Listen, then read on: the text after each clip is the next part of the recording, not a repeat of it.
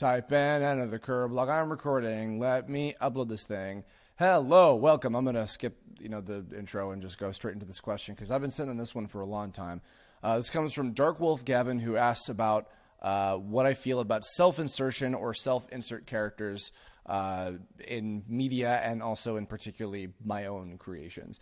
I've been sitting on this one for a while because I wanted to wait and tackle this question until after I finished Tome, which for those of you who haven't been following my web series I've been doing for the last 4 years or so, the show features two characters that are both in different ways based on myself. I record the voices of both of them as well, and a lot of the writing behind them is drawn from my own personal experiences. And if you've seen my thesis film, Balancing Act, there's a character in that as well that is also based on me, and that's a bigger, series idea that I've had going back even longer, far back before Tome. So this is something that I have a lot to say about and something that I've thought about for many, many years. Self-insertion characters, or characters that represent the creator of the piece of media that, the story is being told through. It is a slippery slope. It's I've seen everything range from, because it's been around for a long time and it continues today. Things like Charlie Brown, where Charles Schultz is Charlie Brown was his childhood, and in some ways all the Peanuts characters are kind of pieces of him and everything. But and then there's also like even today on Gravity Falls, for instance, where Dipper Pines is a kind of a throwback to Alex Hirsch's childhood, and he's very much based on him when he was a kid, and et cetera. But I've thought about this a lot in particular because I grew up surrounded by a lot of other artists and people who came up with their own stories, and I've continued to meet a lot of people who have characters like that. And what I've picked up on is that especially when you're first starting out, when you're first learning how to draw or first learning how to write or create or whatever, like you're doing any sort of creative endeavor, I find that very often the case is, and not always, I've definitely met people who are just like, this is a character that I drew. It's not, the character isn't based on me necessarily. They're just, this is a character that I made. But very often I find that making ourselves into cartoon characters often tends to be our first kind of experience in being creative. And I don't think when it starts out, it's not necessarily meant for to be narcissistic. I think because when you're a kid, you don't even have any concept of that. I think it's more of just I want to go through cool experiences and have adventures or whatever, and so we kind of project ourselves onto that. It's part of the reason why I think, if not characters in shows are based on their creators, like the main character in particular, or not always, but characters are made in a way to be relatable to the audience, and sometimes you even get those kind of blank slate protagonists, like Twilight Sparkle from My Little Pony: Friendship is Magic is very kind of blank slate. She's very just easily relatable to every person in that kind of way. I think it stems from that kind of place. Now, for me, it started in a similar kind of place, that sort of childlike, sort of wonderment of wanting to have crazy experiences. And in fact, I don't think I've ever told this story. I know I've never told it on a Curb blog before. I can't remember how many people I've told it to in real life before either, but here we go. So for me, my kind of first self-representative cartoon character and my first story idea stemmed from a combination of two things. Watching Power Rangers when I was maybe 4 or 5 years old at best, maybe even younger than that, I don't remember entirely, combined with the fact that at the time I didn't really have any friends. I had some, but not very many, and they weren't close enough to share any really deep experiences with until many years later. Now I bring this up because a lot of people, again, if you follow my animation work of any kind, even past Tome, that a lot of my cartoons have a team of people. They're a group of friends who all have to work together to accomplish something greater than the sum of their parts, etc. And so my first team that I ever had was a bunch of characters that were all just based on me. And I literally mean they were all just different versions of Chris. So, you had the original Chris, which was just Chris Prime, I guess we'll refer to him as. And then, there was the different facets of my personality, my very interesting personality as a 4-year-old. You have Light Chris, who's the calm and collected one, like the White Ranger from Power Rangers, and you have Dragon Chris, who's the big, posterious, like badass one who wants to go fight, and you have Musical Chris, who's the goofy comedic relief one who sings all the time. You have Crayon Chris, who's the smart, brainy, artistic one, and you have Raisin Chris, who likes raisins. Not a joke. So I was a very disturbed young man. Yeah, but I mean, that was kind of where it stemmed from, is, because I watched Power Rangers and I was like, I want to have that. I want to have a group of friends that I can fight alongside with for love and for justice. I am Sailor Moon. God almighty. But I didn't have that. I didn't have that group of friends yet until, I went to school, and I was already going to school, but when I went to late elementary, middle school, high school, and I was continuing to meet more friends. I was meeting more people like me, and then I was beginning to develop the kind of primordial version of what eventually became Balancing Act. But I mean, its earliest incarnation was just the adventures of Chris Neosi and his many incarnations, more or less, But and so as I went along, when I was doing TV Tome Adventures for a long time, of course, I had Kerbifer and Zeto were both kind of representative of me, and they were just kind of, Kerbifer wasn't a super important character. Zeto was kind of this big whole plot twist thing and everything. And then, Parody Rangers came up, and then I was just kind of having Lord Zet, which was sort of a spin-off, like an XP, I guess the TV Tomes trope is, of Zeto as just a comedy relief kind of villainous Team Rockety sort of character that you can really take too seriously, but hopefully give you a laugh or two. So there's that, and then with Tome was really the first time that I was telling a long-term story with something, and I wanted to do something interesting with it. So the interesting experiment that came with having these characters in Tome, because for those of you again who don't already know this whole story, is that in Tome, Alpha is based on Mike Lucas, and Kerbifer / Zeto are based on myself, and that stems from when Mike and I were keeping in touch with each other over the TV Tome forums years ago, and we met all our first internet friends and blah, blah, blah, and it was, kind of derived from that experience and exaggerated into this big over-the-top anime-ass dot-hack Mega Man Battle Network mishmash story thing. But I wanted to tell something interesting and in-depth, and even though, again, like the whole point of, like, what am I saying with this, that's a whole other subject that I promise I'll do someday as a career blog, but in this case, I'm getting too all over the place for this. You know what I mean? Okay. So I built this arc for Kerb / Zeto to go through in the entire story of the show. Alpha I designed more as like, I guess that kind of like messiah of good kind of character who, he's fighting for the right cause, and he knows, he had his arc to go through, and of course, he had his development of he was awkward and he had these issues in the beginning, and then by the end of the first season, he's finished up his arc. And in the second season, Kerb / Zeto hasn't finished his arc, and he's experiencing a lot more things. A lot of moments throughout the whole show were very literally inspired by things that I had gone through, experiences that I had, and experiences that I still continue to have about, like, when you're trying to weigh, your options of what's the right thing to do in this situation, who do I trust, what do I do, et cetera. Like, I'm inner confliction and struggles and et cetera. Now, what I worry about and what I think is the biggest hurdle that comes with this is, of course, the advent of Gary stewing something. Because, like, for instance, I'm going to even pull up the results in a second. I took a Gary Stew test. I can't remember which one it was, but I took one sometime earlier in the year, and I did it with Kerbifer / Zeto, the Tome version of that, dual character on this particular Mary Sue / Gary Stew test that I took. I got a score of 32. And I think the response was high to very high chance your character is a Mary Sue, risky range to be in. Now, I'm pretty satisfied for the most part with the overall arc that it turned out with, by the end of the show. And I think a lot of people did find it interesting.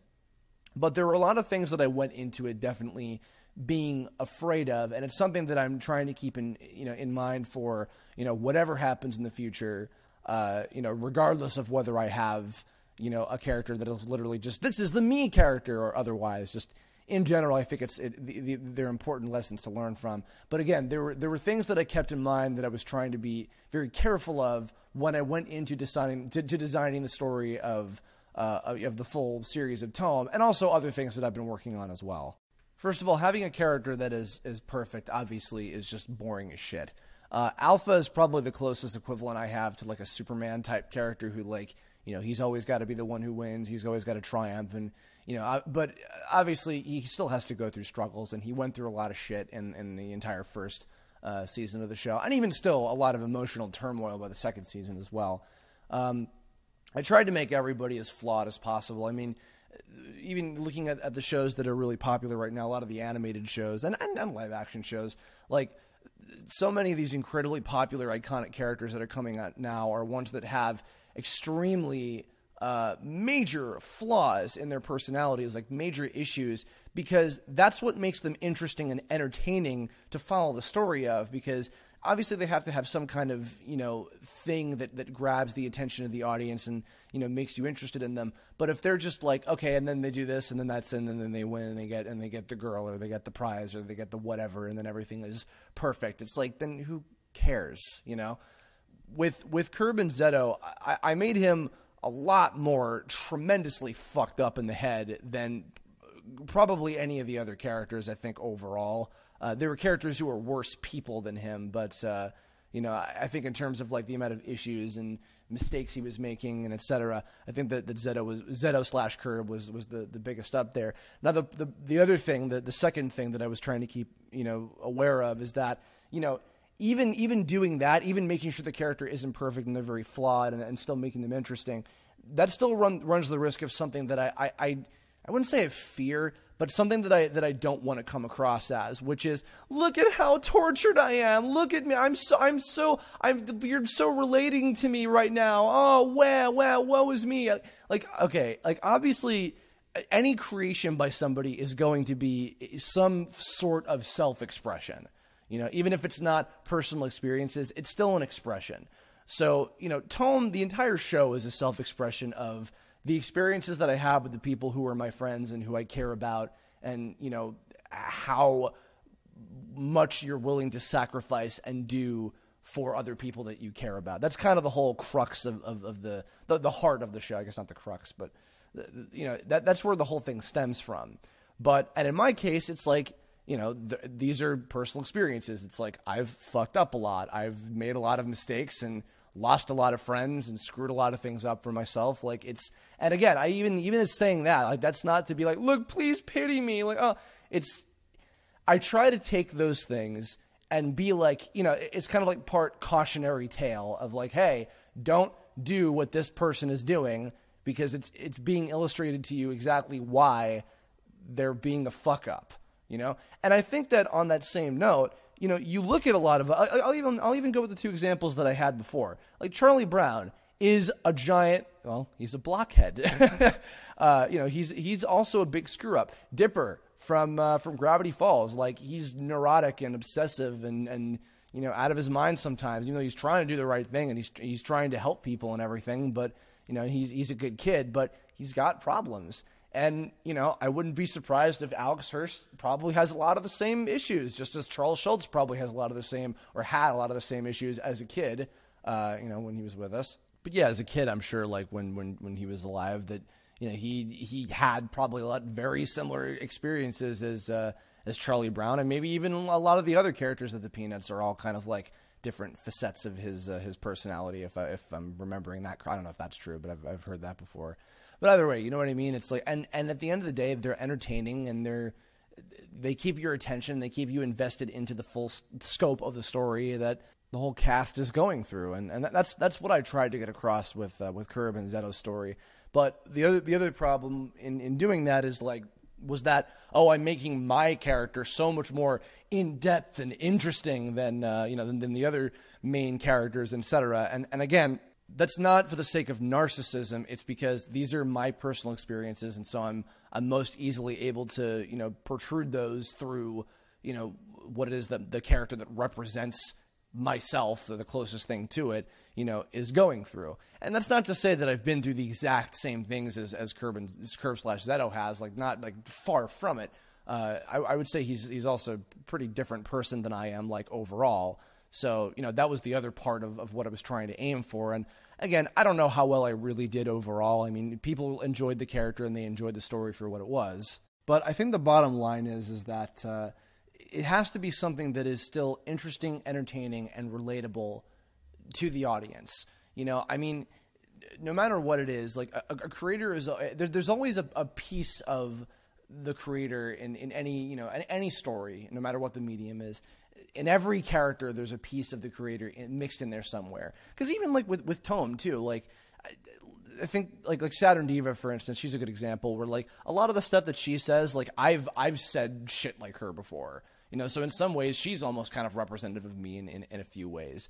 But I think that all of them also, I think that all of them have like bits of myself, you know, in there, even though they are based on other people or, you know, kind of mixes of different people crossed together in some way. But yeah, I mean, that's kind of what the goal is supposed to be. And it's not meant to be like this kind of like, oh, like, look at how tortured I am. Please love me and adore me because of my fucking cartoon character that, you know, is an expression of how deep I am or whatever. Like, that's not what it's supposed to be. But again, I think that the stuff that comes next in terms of myself is, you know, I've learned a lot, and there's more that I'm going to try to integrate to better execute some of those things in the following and the following stuff that I work on. And as far as advice to other people about, you know, how to handle these type of things, because I know a lot of people who I've read the comments. I know a lot of people who are you know, who listen to these are people who want to, you know, make their own productions of any kind, you know, cartoons, movies, games, books, whatever, comics. What I would say is just be fully aware of who you are as a person, and don't be afraid to put your flaws at the forefront. You know, flaws and confliction and drama and that type of stuff. I mean, it's what makes those types of stories interesting and worth anybody investing any of their time and energy into in the first place. And knowing your own mistakes and knowing your own weaknesses and knowing, you know, what it is that you had to go through to hopefully learn from those mistakes and be a better person, you know, that can be for an interesting story. Like, you having your own story, like, and when I don't mean like your creation, I mean like you as a person, your life experiences, like that's a story. Like, you have everybody is the main character of their own story for their life. That's how it goes. So I think if you have enough experiences that make for something that is interesting, and you think that you can execute that in the form of a character that, you know, is going through the same kind of things, whether they're directly named after you or based on you or look like you or whatever, you know, I think that there's still some value to that. But you have to be able to balance, you know, whether you're being self-indulgent or really trying to say something meaningful. And in some ways, teach a lesson to other people of like, hey, you know, this is what I or this character went through. And if you might be experiencing something similar, like, you know, maybe you can learn something from this and maybe you can take something away from this. Because again, that ties back to what is it that it has to tie into the heart of what is it that you're saying? What is your theme? What is the tone? What is the whole point of the story that you're telling? Like, that has to be the most important thing at the forefront, no matter who the character is, whether it has anything to do with you or otherwise. But in those cases, I think that's the most important thing.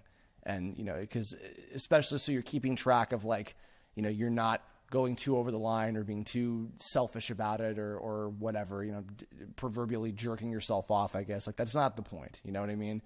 So that's a lot, but I hope that was helpful and interesting at all. I'm really curious about the comments in this one, especially any folks who listen to these that happen to be creative folks. You know, I'm curious about your thoughts and, you know, maybe some of the things that you've gone through with these types of characters, because it's pretty common, especially for like web stuff, that having like literally just yourself as a character, it's pretty common out there. So yeah, I'm curious for your feedback. Leave a comment about what you think about all this, what your opinions and kind of morals and deals about, you know, self-insert characters and the like. Let me know. And also, as usual, if you have ideas for future Curblog topics, let me know in the comments, or you can hit me up on Twitter, Tumblr, Facebook, whatever you feel like. And that's it. That's going to do it for me. And thanks for listening, and I will see you all next time. Bye-bye.